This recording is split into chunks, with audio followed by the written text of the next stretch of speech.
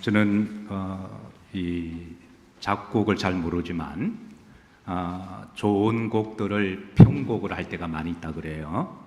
그런데 어떤 곡은 편곡할 때 한 몇 시간을 걸려서 이제 편곡을 한다고 그러는데, 우리 장로님 토요일마다 또 어떤 곡은 편곡을 하신다고 몇 시간 기도하시면서 찬양을 준비하고 계십니다. 앞으로 더 은혜로운 곡을 하나님께 잘 올려드릴 수 있도록 여러분 기도해 주시고, 또 찬양 때마다 나에게 주시는 말씀으로 은혜 받으시기를 기도하고 축복합니다. 오늘 찬양 제목이 시간만 나면 앵콜 한 번 더 하고 싶은데 시간 관계상 찬양 제목이 겸손히 주를 섬길 때 어떤 일이 많으나 어려운 일이 많으나. 여러분 신앙생활 하시다가 좀 어려우셔도 겸손하게 잘 이겨내시기를 주의 이름으로 축복합니다. 자, 오늘 본문과 잘 맞는 찬양을 하나님께 올려드려서 감사를 드립니다. 자, 위대한 만남이라고 하는 양광모 씨가 지은 책이 있습니다. 이 책에서는 저자가 위대한 사람들을 여러 명을 소개를 해요.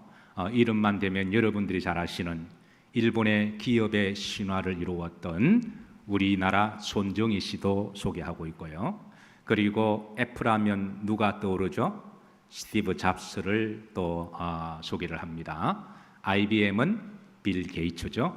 그리고 페이스북은 마크 주커버그를 소개를 하고, 여러 명의 위대한 사람들을 소개하면서 이런 위대한 사람들이 이루어낸 위대한 업적들을 쭉 소개를 하고 있습니다. 그런데 저자가 말하고 싶은 것은 위대한 업적, 위대한 사람들도 그 이면에는 위대한 만남이 있었다고 하는 것을 강조를 하고 있습니다. 사랑하는 성도 여러분, 저는 여러분들이 복된 만남이 있으시기를 기도하고 축복합니다. 자, 오늘 본문에 보시면 역사상 어떻게 보면 가장 위대한 만남을 우리에게 알려주고 있는데요, 바로 세례 요한과 예수님과의 만남입니다. 사실 세례 요한이 예수님을 만남으로 말미암아 위대한 선지자가 되었고 위대한 사람이 되었습니다. 사랑하는 성도 여러분, 세례 요한이 한평생을 사역하면서 수많은 사람들을 만났겠죠. 그에게 세례받기 위해서 날마다 찾아오는 사람들만 해도 좋기 수천은 수만이 되었을 테고, 또 이스라엘 전역을 통틀어서 정말 대단한 사람들도 많이 만났고, 심지어 헤롯 대왕도 세례 요한을 함부로 하지 못할 정도로, 그래서 정치계도 발이 상당히 넓은 사람입니다. 그런데 세례 요한이 그 많은 사람들을 만남 중에 가장 복된 만남은 따라서 하십니다. 예수 그리스도와의 만남이었습니다. 사랑하는 성도 여러분, 우리도 인생을 살아가면서 여러 사람들을 만납니다. 다 귀하고 소중한 분들이지만, 그러나 그 가운데 우리가 반드시 만나야 되실 분은 예수 그리스도이신 줄로 믿으시기를 주의 이름으로 축복합니다. 사실 세례 요한이 위대하게 된 것은 예수님 때문에 위대한 거예요. 만약에 세례 요한이 예수님을 만나지 못했다면 그 시대에서는 이름을 꽤나 알렸던 위대한 사람일 수가 있습니다. 그런데 예수님을 만남으로 복음이 전파되는 곳마다 주님이 다시 오시는 그때까지 세례 요한은 위대한 선지자로, 주의 길을 예비한 위대한 사람으로, 복음의 증언자로 이렇게 전 세계의 목회자들이, 성도들이 세례 요한을 드러내고 있으니까, 그러니까 세례 요한은 예수님을 만남으로 정말 큰 자가 되었고 복된 자가 되었습니다. 사랑하는 성도 여러분, 저는 여러분들이 여정 가운데 아직까지 예수님을 나의 구주로 인격적으로 영적으로 만나지 못한 분이 계시면, 오늘 이 자리에 그런 분이 한 분이라도 계시면 반드시 그분을 만나시기를 주의 이름으로 축복합니다.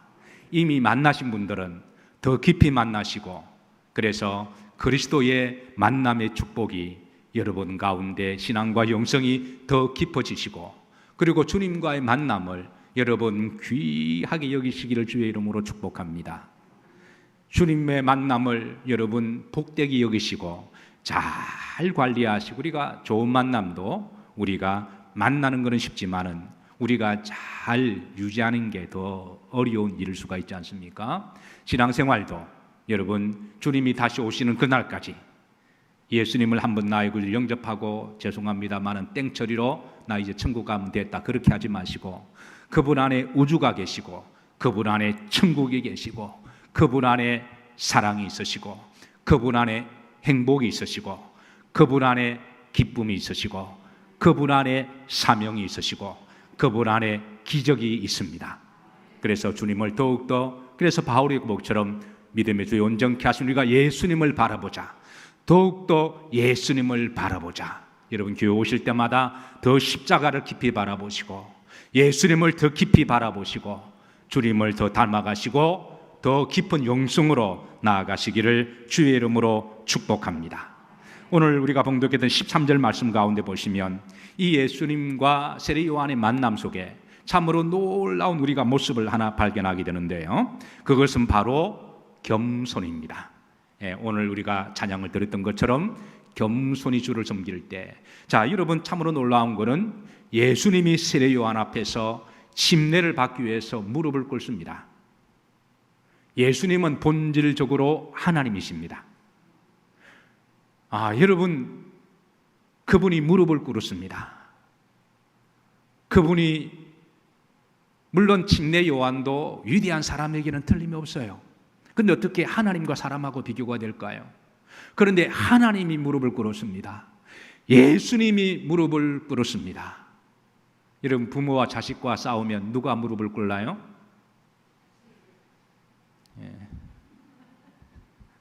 결국은 부모님이 양보하잖아요. 여기서 우리는 예수님의 겸손을 봅니다. 여러분 천국의 성질은 겸손인 줄로 믿으시기를 주의 이름으로 축복합니다. 세례 요한이 계속 증언했던 말이 회개하라 뭐가 가까우느니라 천국이 가까이 오느니라. 예수님 안에 천국 계시니까 예수님밖에 천국 없습니다. 예수님이 오셨다 이 말은 주님이 천국을 가지고 오셨다는 말이에요. 그러니까 주님이 무릎을 꿇었다고 하는 것은 그건 곧 천국의 성질이 겸손에 있음을 우리들에게 보여주고 계십니다. 사랑하는 성도 여러분, 하나님이 무릎을 꿇으셨습니다. 그렇다면 우리도 예수님의 이름으로 무릎을 꿇어야 할 때 꿇으시는 영성이 있으시기를 주의 이름으로 축복합니다. 그곳에 천국이 임합니다. 그런데 여러분 세례 요한의 14절을 보면 여기에 또 세례 요한의 겸손을 봅니다. 당신만 하더라도 세례 요한은 위대한 선지자였습니다. 그렇게 존경과 영광을 받던 세례 요한이 아직까지 예수님이 메시아인지를 아무도 알지 못할 때 객관적으로 보면 세례 요한은 전국구고 예수님은 동네의 통반장도 되지 않는 분입니다. 그런데도 세례 요한이 영적으로 성령의 감동함을 받아서 예수님 앞에 무릎을 꿇고 내가 세례를 받아야 되는데 어찌 내가 세례를 주어야 하리까 겸손한 세례 요한의 모습을 봅니다. 우리는 이 두 분의 위대한 만남 속에서 겸손한 모습을 바라봅니다. 거기에 천국이 임합니다. 사랑하는 성도 여러분, 저는 여러분과 예수님의 만남 속에 천국이 임하시기를 주의 이름으로 축복합니다. 지금 살기가 힘들어지고 세상은 지옥 같다고 말할지 모르지만 세상이 아무리 힘들고 어려워도 내 마음이 천국이 되면 그게 복 아니겠습니까? 그런데 세상이 아무리 살기 좋아도 내 마음이 지옥이면 그게 불행한 것 아닐까요? 천국은 말쿠트 샤마임은 주님이 통치하시는 곳이 천국이 되고, 그리고 천국의 성질은 겸손함이 있다면, 사랑하는 성도 여러분, 나와 너 사이에 천국의 복을 누리기를 원하시면 그곳에 주님이 말씀이 성령이 통치하시고 그리고 그 가운데 겸손이 있으시면 하나님이 천국의 복을 주십니다.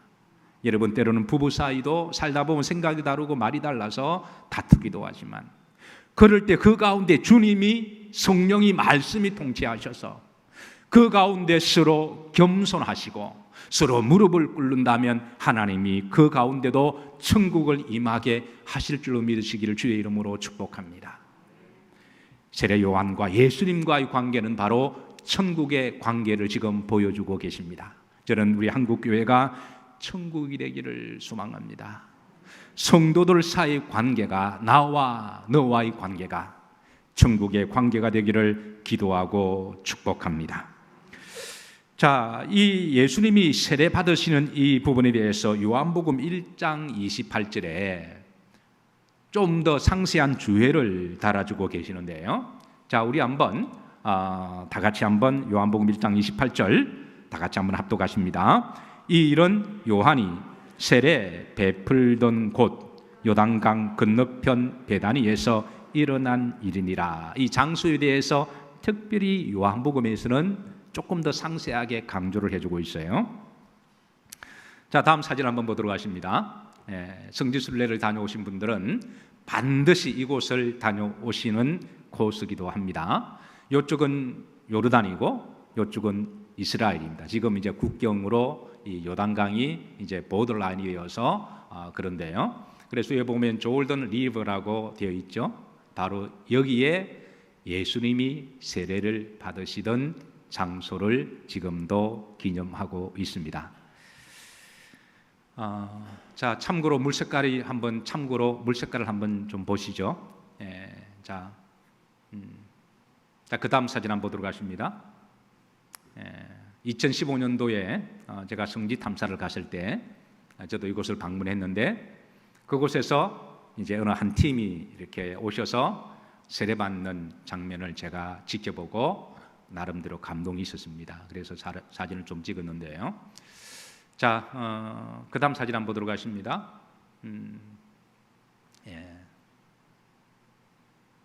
제가 이 이제 장면을 쭉 지켜보다가 물론 여기 이제 세례받고 올라오시고 우는 분도 계시고 또 감동하는 분도 계셔서 저도 적지 않은 감동을 받았는데 목회자로서 괜한 이 호기심이 발동했습니다. 제가 이제 옆 사람에게 물어봤습니다. 어떻게 왔냐 그러니까 휴가를 내서 자비를 내서 휴가를 내서 오신 거예요. 자비로 그렇게 오셨습니다. 자비를 들여서 오실 정도고 그리고 휴가를 여기에서 보내실 정도면 믿음이 대단하다고 볼 수가 있죠. 그 정성과 열정이 대단한 것 아니겠습니까? 그래서 제 마음속에도 그때 하나님 허락하시면 우리 영일 성도님들을 모시고 여기 한번 침례를 받으러 왔으면 좋겠다 그런 마음이 그때 제게 있었습니다. 자, 그런데 제 마음에 괜한 호기심이 발동을 해서 제가 물었습니다. 교단이 어디입니까? 굳이 교회에서 받아도 되는데 여기까지 오셔서 받을 정도면 제가 혹시나 하는 마음으로 물어봤습니다. 교단이 어딜까요? 침례교단, 역시나 침례교단이었습니다. 어쨌든 침례교단에서는 침례의 중요성을 강조하는 것은 그게 나쁜 일은 아니고 좋은 일이라고 말할 수가 있는데요. 자, 그 다음 사진 한번 보도록 하십니다. 제가 터번을 선 사진의 모습인데요. 제가 이슬람으로 개종한 게 아닙니다. 지금 터번하면 이슬람 사람들이 주로 쓰고 다니는데 예수님 당시에 이 지역은 팔레스타인 지역은 워낙 날씨가 더워서 이런 터번을 일상적으로 쓰고 다녀서 그래서 저도 그때에 예수님도 쓰고 다니셨고 세례 요한도 쓰고 다니셨던 그 터번을 그 마음을 조금이라도 느끼기 위해서 하나 사서 이제 터번을 쓰고 다녔습니다. 안 어울립니까? 파는 사람은 어울린다 그러던데 그래서 파는 사람은 어울린다 그래서 2개나 샀습니다. 하나는 저 거, 하나는 집사람. 자, 그 다음 사진 한번 보시죠. 그 다음 사진. 이게 히랍 정교회 수사를 만났습니다. 히랍 정교회는 캐톨릭이 아니라 거의 기독교라고 보시면 돼요. 많은 사람들이 캐톨릭으로 좀 오해를 하고 계시는데 그 내용을 보면 초기 기독교의 전성을 잘 가지고 있는 그런 이제 교단입니다. 그런데 여기에 이제 저를 좀 보지 마시고 그 주변을 한번 보세요. 지역이 평평합니다.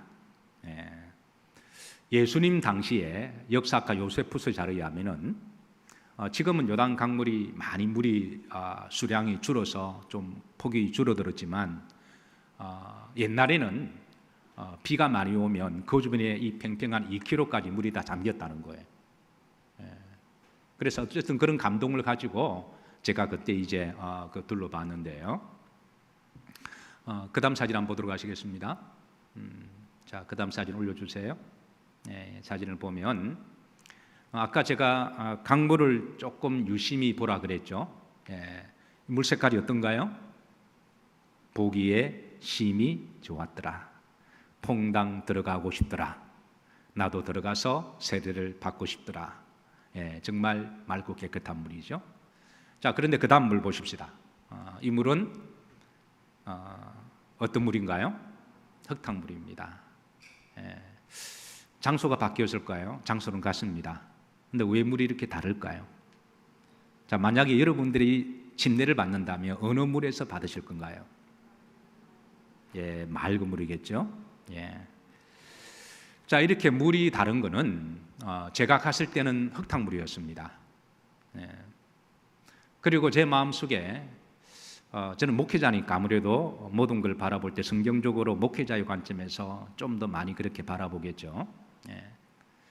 예수님은 어떤 물에 세례를 받으셨을까라고 하는 질문을 내 스스로 던졌습니다. 그리고 이렇게 더러운 물에 이렇게 오셔서 세례 받는 저분들의 믿음도 돋보였습니다. 이렇게 요단 강물이 이렇게 물 색깔이 컬러가 다른 이유는요, 그런 기후와 관련되어 있는데요. 이스라엘 지역은 기후적으로 보면 크게 두 가지로 나눕니다. 따라서 하십니다. 건기와 우기입니다. 크게 기후로 보면 우리나라는 봄, 여름, 가을, 겨울이지만 이스라엘은 건기와 우기로 나눕니다. 건기는 4월에서 10월까지입니다. 우기는 11월에서 3월까지인데요. 이 우기도 세 가지로 나눕니다. 이른 비가 내리는 시기가 있습니다. 10월부터 11월까지라 그래서 이때는 곡식을 씹고 난 다음에 첫 비가 내립니다. 그래서 이거를 이제 첫비라고 이야기를 합니다. 이스라엘 사람들이 이 기후에 따라 농사를 하기 때문에 그래서 이 기후가 농법과 매우 밀접한 연관이 있는 거죠. 자, 두 번째 겨울비는 12월부터 2월까지 있습니다. 이때는 비가 한꺼번에 그냥 장마처럼 훅 내려서 장마비라고 말하기도 하고 또 한 번 쑥 지나가기 때문에 소낙비라고도 말을 합니다. 지금 우리나라에 장마비가 내리는 것처럼 그렇습니다. 자, 늦은 비가 있습니다. 늦은 비는 3월에서 4월인데요. 이때가 되면 이제 이른비 때 시기에 심었던 곡식들이 열매를 맺고 이렇게 추수를 하기 전에 마지막으로 하나님이 하늘에서 비를 한번 쫙 내려주셔야만 열매가 있고 이제 추수를 할 수가 있습니다. 그래서 농사를 아무리 잘 지어도 이 늦은 비가 내리지 않으면 알곡이 죽정이가 되고 열매를 결실을 하지 못하기 때문에 이 늦은 비를 일컬어서 시기적으로는 봄비라고 불렀고 단비라고 그렇게 불렀습니다. 비가 달다는 거죠. 그래서 이스라엘의 이런 기후적인 그런 풍습 때문에 여기에 영적인 관용 어구가 많이 나오게 되는데요. 그래서 성경에 이른 비와 늦은 비라고 하는 말씀이 이런 배경 속에서 나오고 스가랴 선지자가 스가랴 10장 1절에 보면 이런 배경 속에서 영적인 메시지를 주는 말씀이 대표적으로 한 곳이 있습니다.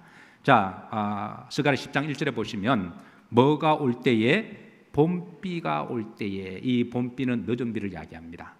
그러니까 이 봄비가 내려야만 그동안 인간이 아무리 노력하고 땀 흘리고 수고를 해도 이 봄비가 내리지 않으면 이거는 열매를 거둘 수가 없습니다. 사람이 마음으로 계획할지라도 그 걸음을 인도하시는 분은 하나님이시라는 거예요. 그래서 봄비가 올 때에 그랬습니다. 이 봄비는 늦은 비를 이야기를 해요. 그 다음에 흐름지를 보시면 우리에게 뭐를 내려서 소낙비를 내려서 이거는 겨울비를 이야기하는데 이럴 때도 비가 한번 쭉 내려줘야만 곡식들이 중간에 자라가다 물을 한번 또 풍성하게 묻고 더 힘있게 자라기도 하거든요. 그래서 이런 배경 속에서 스가랴 선지자가 바로 이제 이 비에 대해서 영적인 비유로 말씀을 해주는데 중요한 것은 중반절에 보시면 자, 여호와께 뭐를 구하라? 비를 구하라. 즉 기후를 주관하시고 역사를 주관하시고 전체를 주관하시고 통치하시는 분은 스가랴 선지자가 강조하는 것은 그건 따라샷입니다. 여호와라는 거예요. 여호와께 구하라. 그리하면 구렘절에 보면 각 사람에게 말이라 주시리라. 이들은 지금 기후를 말씀하고 농법을 말씀하는 게 아니라 이런 기후를 통해서 우리도 하나님의 은혜를 받아야 되고 우리도 때를 따라 이른 비와 늦은 비를 받아야 우리가 그 속에 성령이 충만하고 하나님 은혜로 살아간다고 하는 거예요. 그래서 이런 배경 속에서 여러분 우리가 좋아하는 찬송가 183장에 구렘절에 보면 성령의 뭐를 내려? 담비를 내려. 담비가 바로 늦은 비를 말하거든요. 주님이 다시 오실 때, 처음 오실 때를 이제 늦은 비라고 이야기하면 다시 오실 때에 이른 비, 이른 비가 담비, 재림하실 때 내리는 성령의 역사를 이야기합니다. 여러분들에게 이 은혜의 비가 내리시기를 기도하고 소망합니다.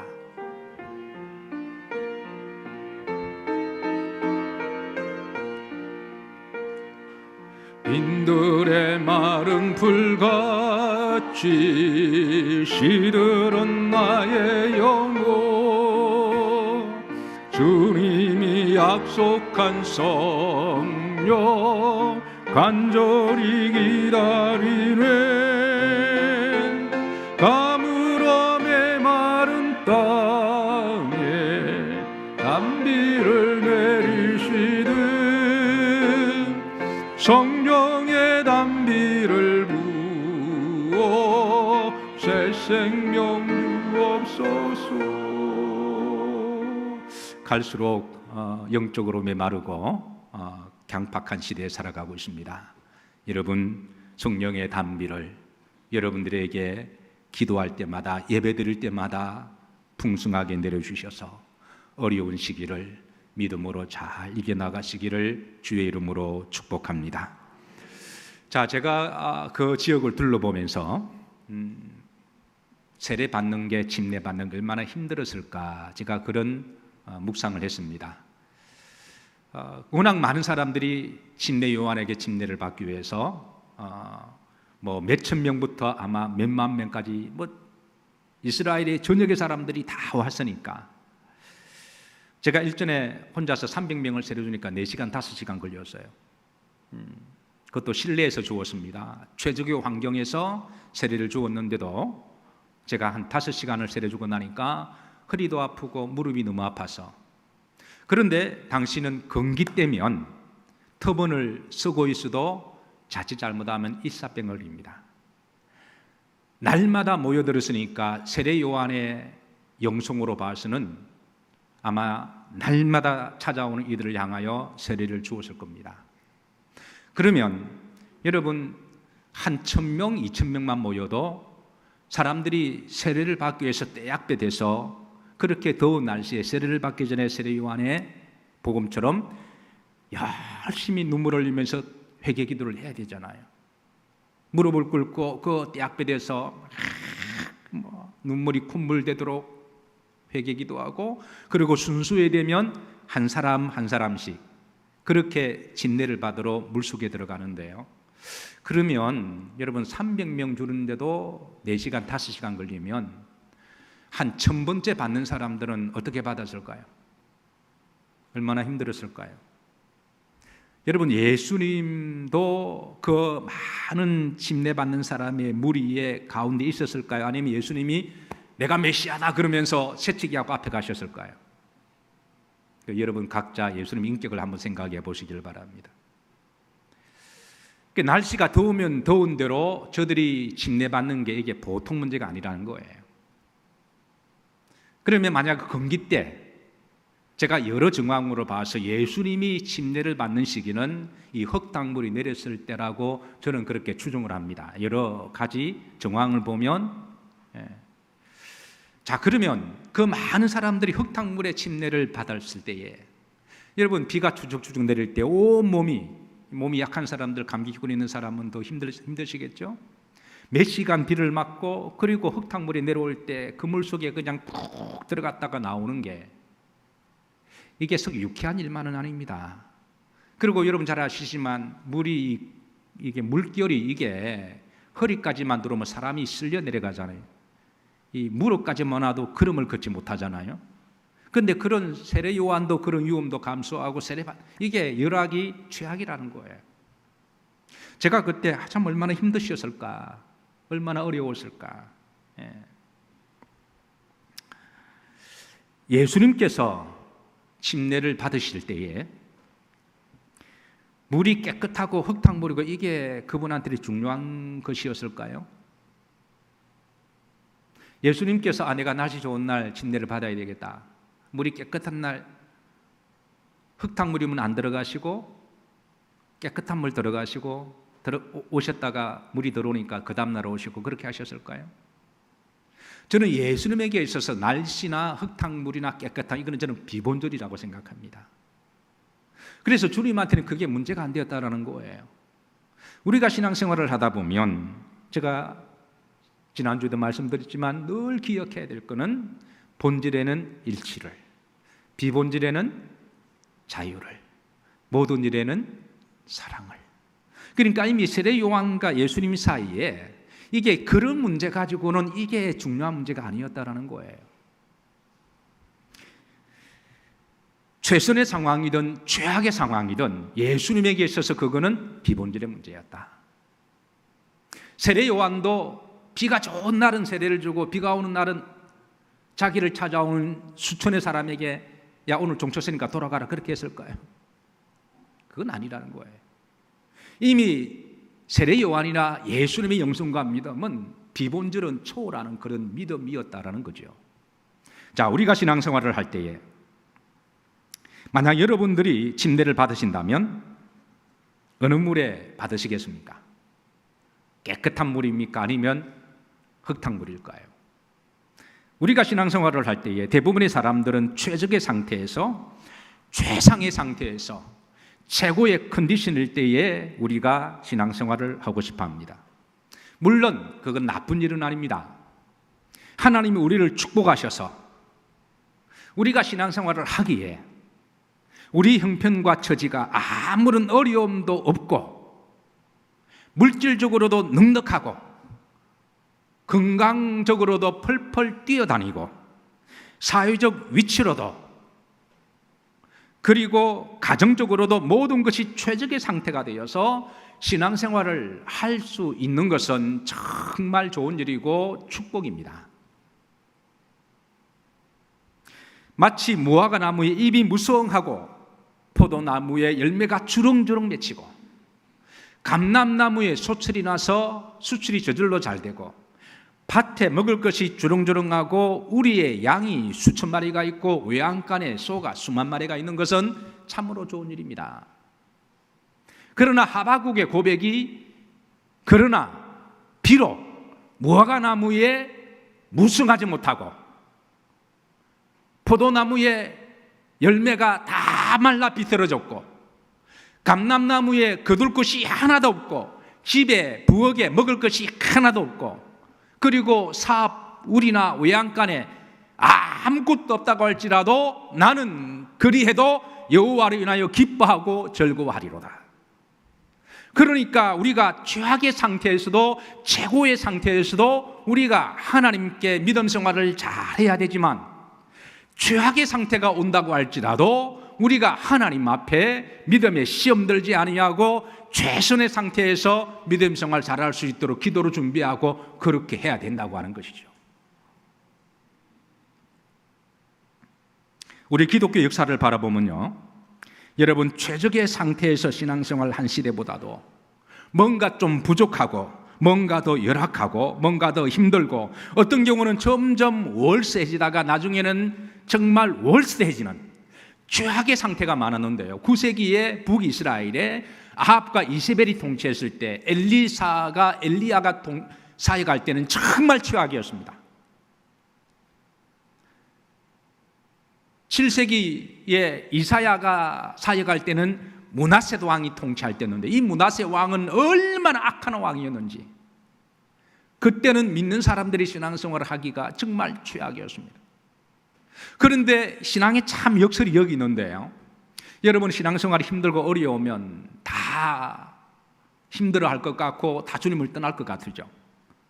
그렇지 않습니다. 오히려 이게 참 역설과 심리가 있는데요, 북이스라엘의 9세기 때에 그렇게 최악의 상황 속에서 하나님이 아합과 이세벨과 바알에게 무릎을 꿇지 않는 남은 자들, 렘넌트를 남겨두신 거예요.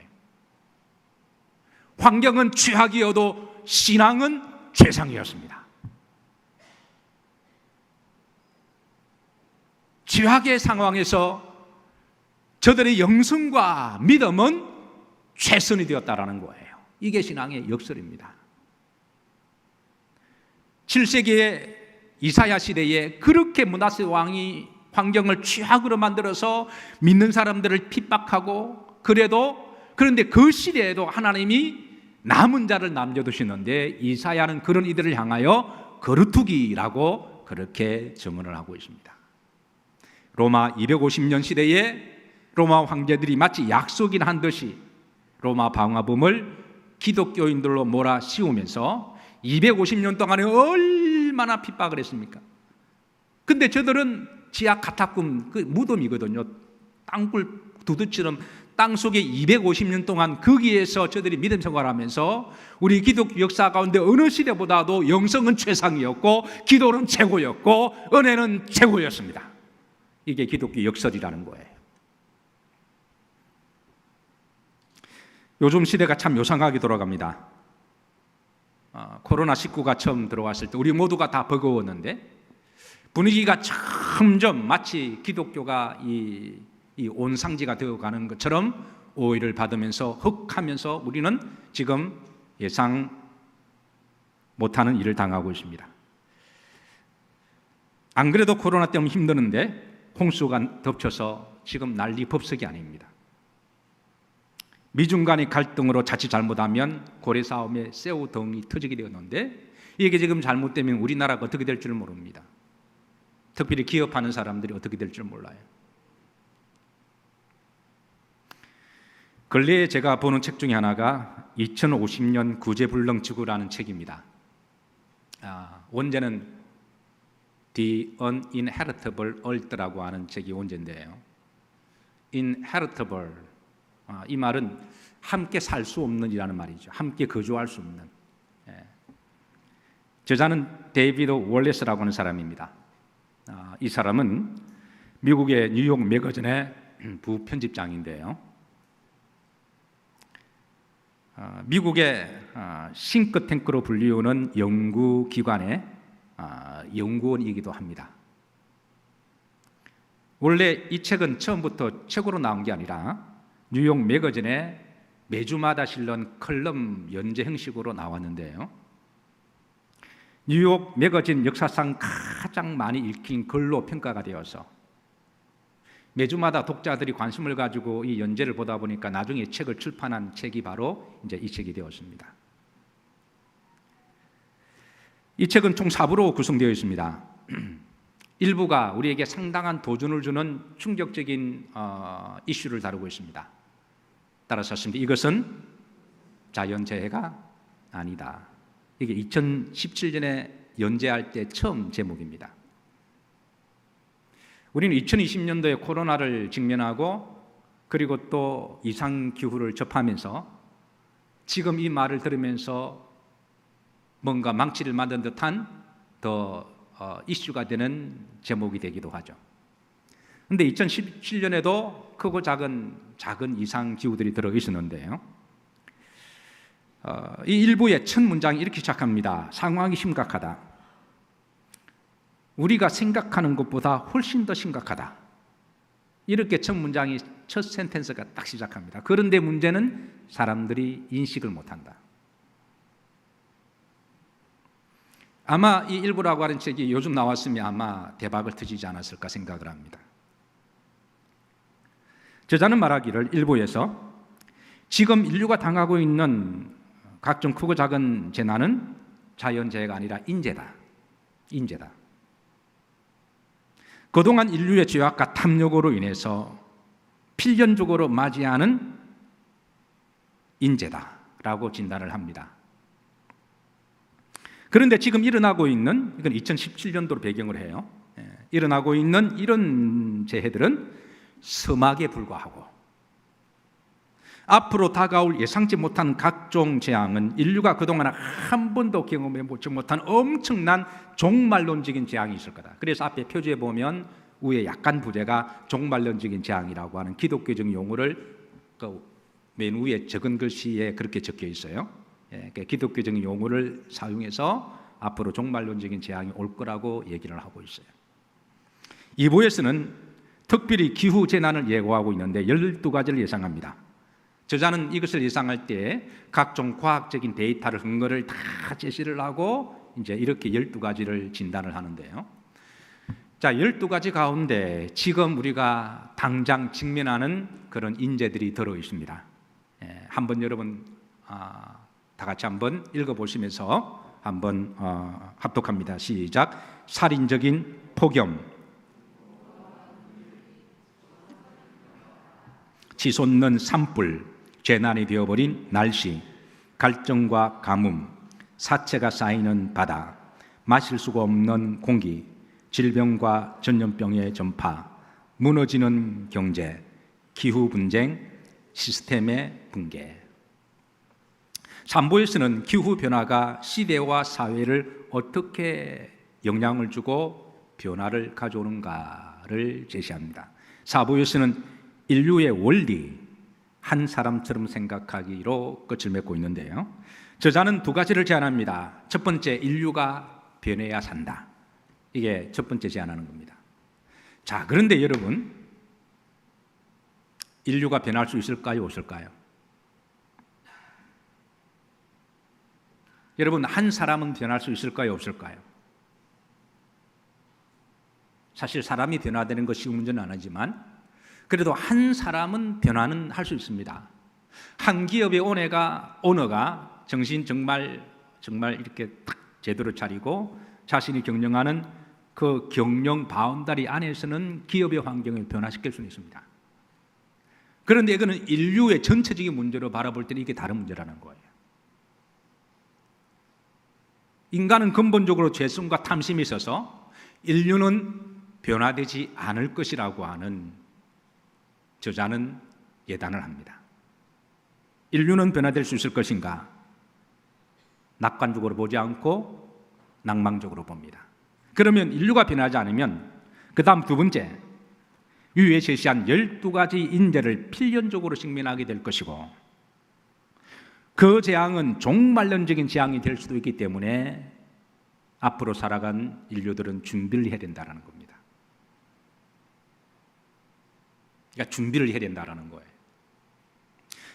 사실 주님께서 마지막 때에 마태복음 24장이나 계시록에 마지막에 말세의 징조 중에 하나가 전체지변이 있을 것임을 미리 말씀하셨잖아요.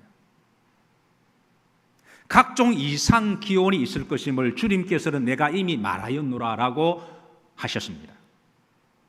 기근과 재난이 전 도처에 있을 것이고 앞으로 그런 일이 일어날 것이니까 이를 위해서 준비하라라고 우리에게 말씀을 해주셨습니다. 영적으로는 인류는 노아 시대와 같을 것이고 노아 시대의 영적인 특징이 있다면 불신앙과 교만이죠. 세속합니다. 그러니까 마지막 시대도 사람들이 얼마나 교만해지고 얼마나 세속화되었고 얼마나 불경건하게 되었는지 우리는 지금 점점 더 심한 모습을 바라보고 살아갑니다. 소돔과 고모라 시대 같을 것이다. 성적인 타락이 특별히 더할 것이고 우리나라도 머지않아 동성애법이 합법화되는 것은 카운트다운에 들어갔다고 해도 과언이 아닐 겁니다.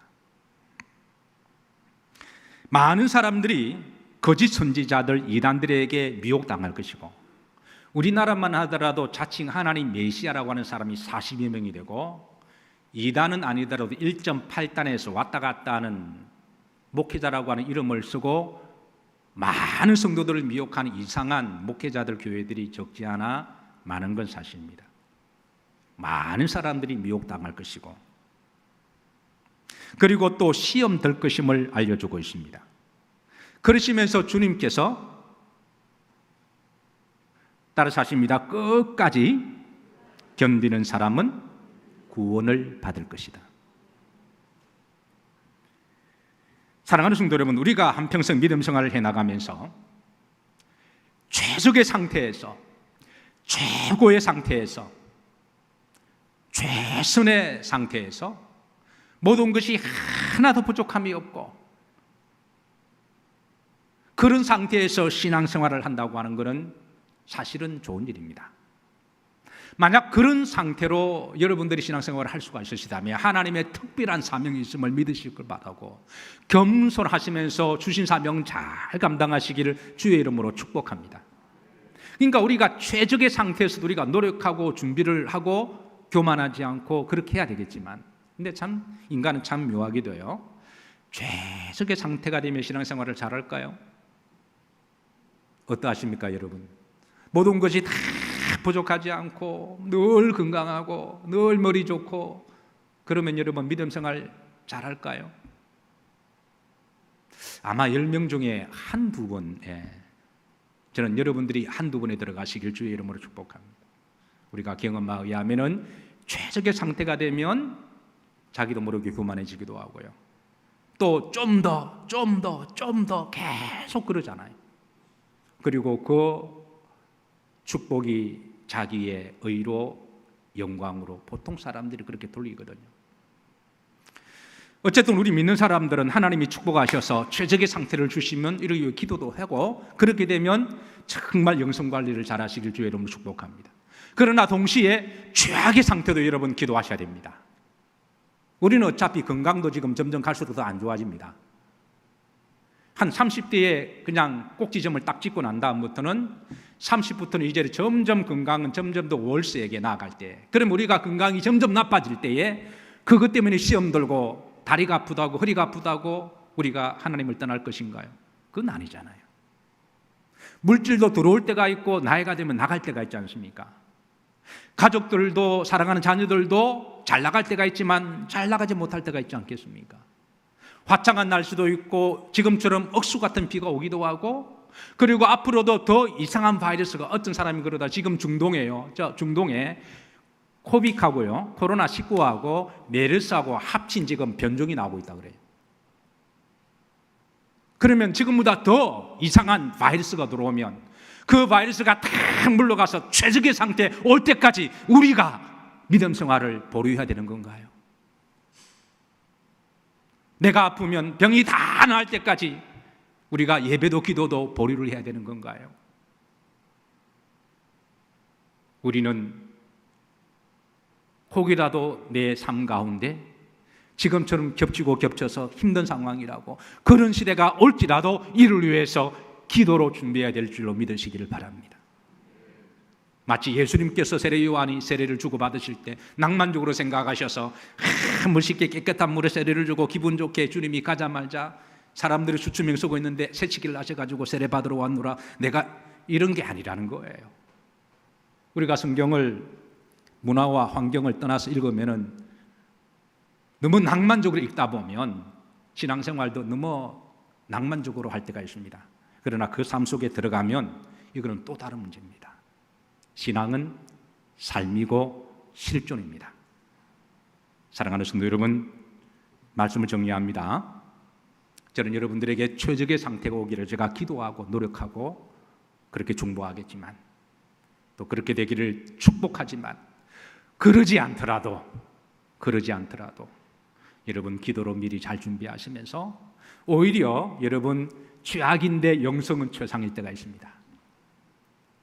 환경은 너무 힘든데 마음은 축복일 때가 있고 기쁨일 때가 있습니다. 마지막 성경 구절 두 구절 읽고 마치도록 합니다. 마태복음 24장 13절 합독합니다. 그러나 끝까지 견디는 자는 구원을 얻으리라. 성도들의 인내가 여기 있나니 그들은 하나님의 계명과 예수님에 대한 믿음을 지키는 자니라. 예.